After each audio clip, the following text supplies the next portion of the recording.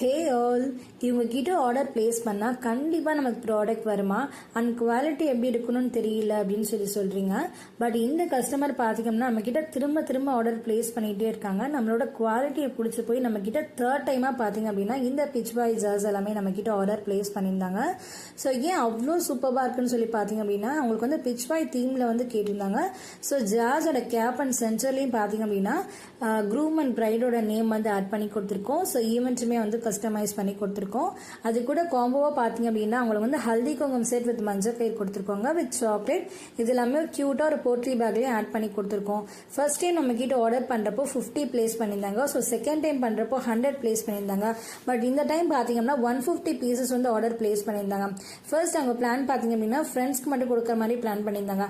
But இந்த கெஸ்ட்டுக்கு வர எல்லாத்துக்குமே பார்த்தீங்க அப்படின்னா இந்த கிஃப்ட்ஸ் எல்லாமே கொடுக்கறதுக்காக நம்ம கிட்ட ஆர்டர் பிளேஸ் பண்ணியிருந்தாங்க.